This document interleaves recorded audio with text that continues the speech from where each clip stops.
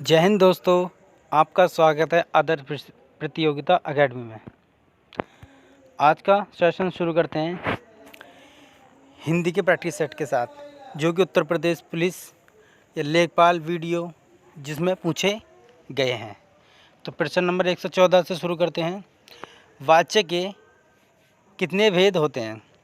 2, 5, 7, 3। तो option number D इसका सही हो जाएगा 3। कर्मवाच्य, कृतवाच्य और भाववाच्य, वाच्य के 3 भेद होते हैं। ठीक, प्रश्न नंबर 115 पर चलते हैं। दिया रखा है, वह दिन भर पढ़ता रहता है। रेखांकित पद में अव्यय का भेद बताइए। परिमाणवाची, निपात, समुच्चयबोधक या प्रश्नवाचक।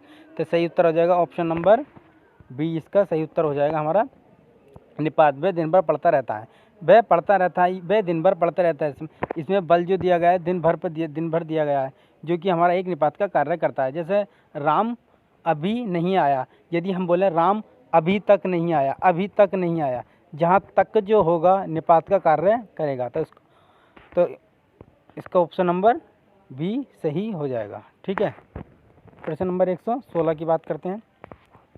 कोष्टक में दिए गए विराम चिन्ह का नाम बताइए। प्रश्नवाचक, अल्प विराम, पूर्ण विराम या विस्मयादि बोधक। तो इसका ऑप्शन नंबर डी इसका सही उत्तर हो जाएगा। पूर्ण विराम इसका सही उत्तर होगा, क्योंकि यदि हमारा प्रश्न पूछ ले तो उसके नीचे बिंदी होती, जबकि कोष्टक में नीचे को बिंदी है, तो इसमें विस्मयादि बोधक होगा। सही है। प्रश्न नंबर 117 की बात करते हैं। वाल की खाल निकालना मुहावरे का अर्थ है। बड़ा चाकड़, बात कहना, गुण-दोष की परख करना, बहुत मीन मेख निकालना या मुश्किल काम करना। तो ऑप्शन नंबर इसका सही उत्तर हो जाएगा सी, बाल की खाल निकालना मुहावरे का सही उत्तर है।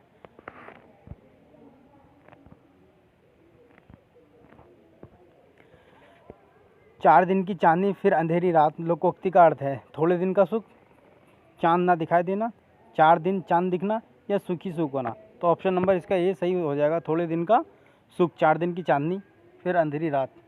ऑप्शन नंबर ए इसका सही उत्तर होगा। साहित्य में रस का अर्थ है साहित्य की मिठास, किसी रस का आनंद, किसी फल का स्वाद या साहित्य से मिलने वाला आनंद अनुभूति। तो इसका ऑप्शन नंबर डी सही हो जाएगा। साहित्य से मिलने वाली आनंद अनुभूति साहित्य का रस का अर्थ होता है। ठीक है, ऑप्शन नंबर 120 की बात, प्रश्न नंबर 120 की बात की जाए तो दोहा छंद में कितने चरण होते हैं? दोहा छंद में कितने चरण होते हैं? तो इसका ऑप्शन नंबर डी सही हो जाएगा, 4 चरण। इसके दोहे के पहले एवं तृतीय चरण में 13 मात्राएं होती हैं, और जबकि द्वितीय और चतुर्थ में 11 मात्राएं होती हैं। ठीक है, तो ऑप्शन नंबर इसका डी सही हो जाएगा, 4 चरण होते हैं। भाषा में शब्द और अर्थ की दृष्टि से सौंदर्य उत्पन्न होता है। रस, अलंकार, छंद या गुण। तो ऑप्शन नंबर इसका बी सही उत्तर हो जाएगा, अलंकार, क्योंकि अलंकार के 2 भेद होते हैं, शब्द अलंकार और अर्थ अलंकार। जहाँ शब्द और अर्थों से स्पष्ट हो वहाँ अलंकार होते हैं। ठीक है,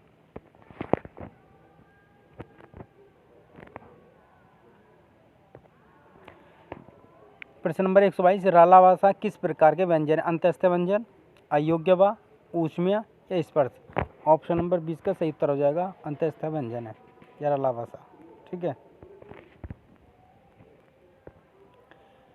निम्नलिखित में कौन सा शब्द स्त्रीलिंग है? कृपा, मित्र, कार्य या त्योहार।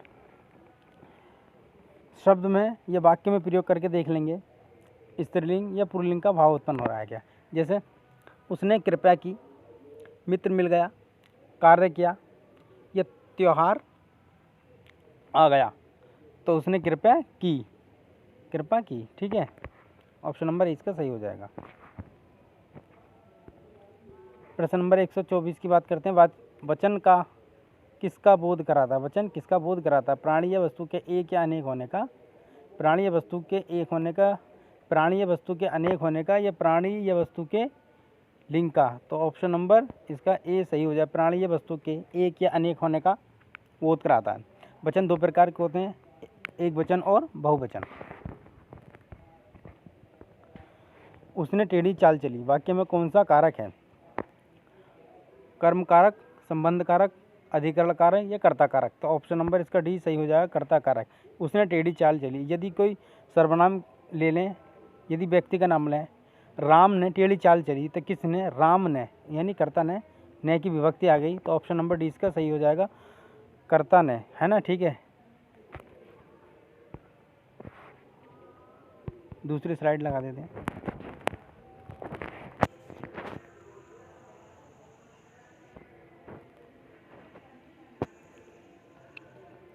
निम्नलिखित में किस वाक्य में सर्वनाम का प्रयोग हुआ? आज बरसात होगी, मैं कल दिल्ली जा रहा हूँ, घर का कार्य कर लो, या सीमा और रीमा बहनें हैं। तो सर्वनाम का प्रयोग हुआ ऑप्शन नंबर बी, मैं एक सर्वनाम है। ठीक है, और सर्वनाम के 6 भेद होते हैं।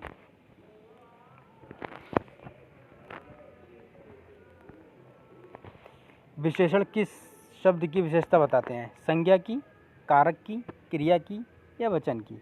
तो इसका ऑप्शन नंबर ए सही हो जाएगा, संज्ञा की।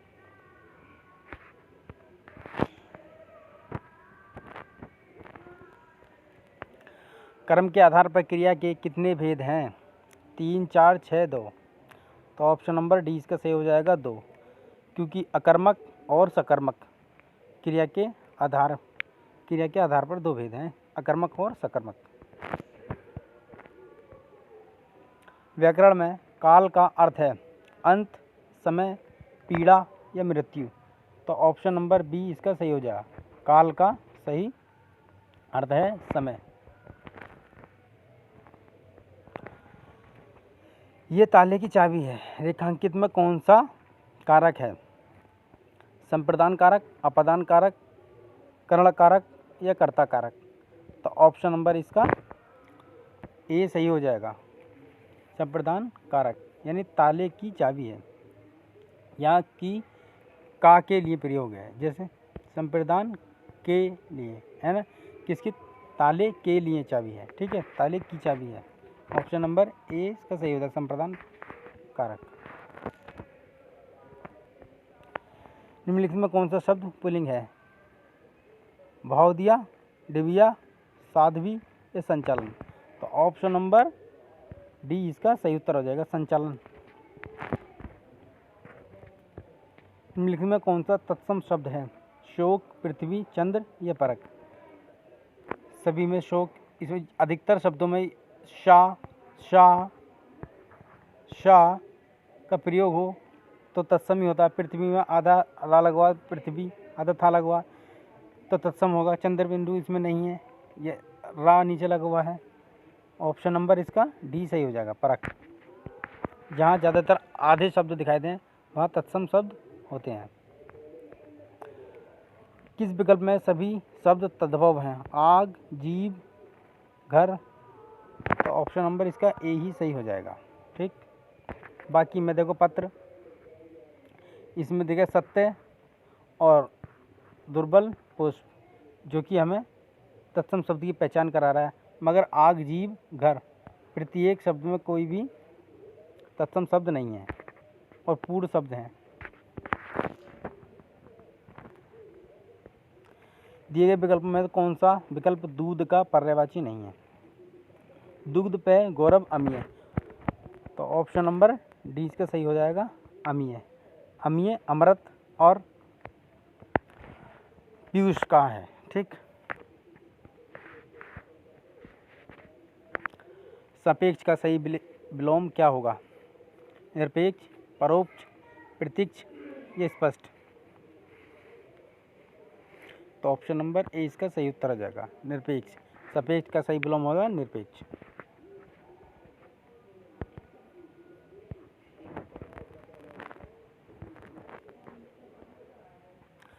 अंक शब्द के अनिकार्थी शब्द का चयन करें। अंक, गोद, हिस्सा, गोद संख्या, अध्याय, संख्या, भाग, टुकड़ा या अध्याय, समय, अवस्था? तो ऑप्शन नंबर 20 का सही हो जाएगा, गोद, संख्या, अध्याय। अंक शब्द के अनिकार्थी समूह है।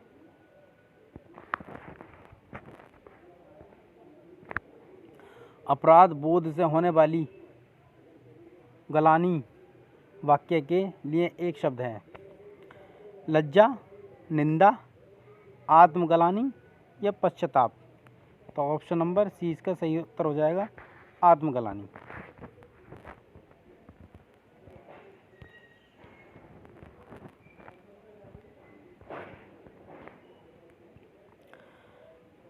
चिर चीर के अर्थ का सही चयन कीजिए। लंबा प्राचीन, वस्त्र पुराना, पेड़ या पुराना वस्त्र। तो चिर और चीर का सही उत्तर हो जाएगा पुराना और वस्त्र, ऑप्शन नंबर डी।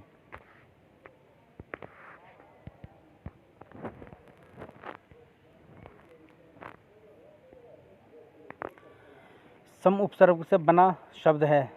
संयोग, सुकर्म, संभाव या स्वयं। तो ऑप्शन नंबर ए इसका सही हो जाएगा, सम प्लस का योग, संयोग।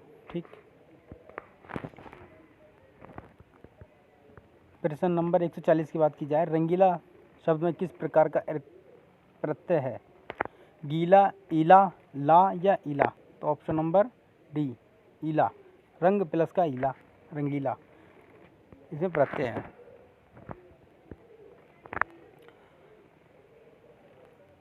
सूर्योदय में कौन सी संधि है?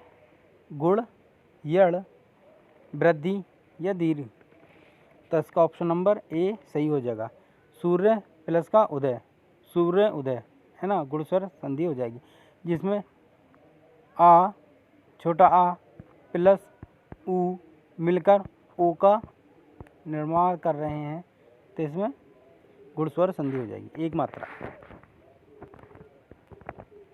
शुद्ध वाक्य का चयन कीजिए। उसका शिमला जाना है, उसने शिमला जाना है, उससे शिमला जाना है या उसे शिमला जाना है। ऑप्शन नंबर डी, बोलने से ही पता चलेगा उसे शिमला जाना है।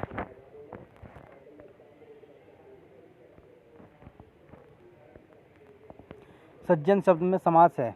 कर्मधारय, तत्पुरुष, द्वंद्व समास, द्विगु समास। तो ऑप्शन नंबर ए इसका सही उत्तर हो जाएगा, कर्मधारय। सज्जन अर्थात अच्छा जन, अच्छा व्यक्ति की विशेषता बता रहा है, कर्मधारय समास। ठीक। कमायनी के रचनाकार हैं जयशंकर प्रसाद, निराला, पंत या महादेव वर्मा। तो ऑप्शन नंबर ए इसका हो जाएगा, जयशंकर प्रसाद कमायनी के रचनाकार हैं। गद्यांश से आप पढ़ेंगे, मैं इसका आपको सीधा उत्तर बता देता हूँ, आप धीरे धीरे इसको पढ़ लेंगे रोक रोक कर। ठीक है, मैं आपको दिखा रहा हूँ, क्योंकि यदि मैं इसको पढ़ने के लिए बैठ गया तो बहुत लंबी वीडियो हो जाएगी। ठीक है, कम समय में अधिक प्रश्न हमें करने हैं। ठीक। अब देखिए प्रश्न नंबर 145 है, इसे कही कविता का मर्मज्ञ तथा रसिक कौन हो सकता है? तो इसका ऑप्शन नंबर ए ही सही हो जाएगा, जो कविता के मर्म को समझकर उसके रस में डूब जाता है ना, कविता का मर्मज्ञ तथा रसिक हो सकता है इसमें। प्रश्न है, अच्छा गुरु अपने शिष्य में देखता है जाति तथा धर्म, आचार विचार, भक्ति तथा श्रद्धा, रंग तथा रूप। तो ऑप्शन नंबर सी इसका सही हो जाएगा। जब आप उसमें पढ़ेंगे तो इसमें साफ साफ दिखाई दे रहा है, भक्ति तथा श्रद्धा एक गुरु अपने शिष्य के अंदर देखता है।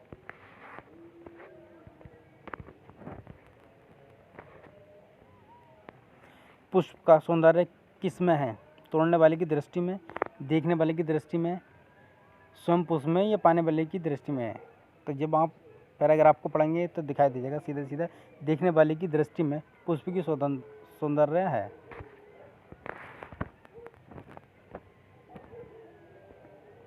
जो सम्मान और प्रतिष्ठा मुझे मिली है उसे सबका श्रेय मेरे गुरु का है, उसमें श्रेय मेरे उन्हीं गुरु का है। वाक्य कथन में कौन सा भाव प्रकट होता है? गुरु के प्रति घृणा, गुरु के प्रति अपमान। दो जो सही उत्तर है इसका इधर होगा, तो इसका सही हो जाएगा ऑप्शन नंबर डी, गुरु के प्रति श्रद्धा। प्रश्न है, पथ का उचित समानार्थी शब्द है मार्ग, भोजन, पथिक या यात्री। ऑप्शन नंबर ए, ये पथ का सही समानार्थी है। निम्नलिखित में रीतिकाल के कवि हैं? तो आप देख लेंगे ऑप्शन नंबर सी इसका सही है। बाकी तुलसी और कबीरदास सूरदास भक्ति काल के, ये और ये और ये तीनों भक्ति काल के हैं, जबकि ये रीति काल के हैं। तो दोस्तों इतनी ही थे आज के लिए। ठीक है, शेयर करें, लाइक करें, सब्सक्राइब करें। ठीक है।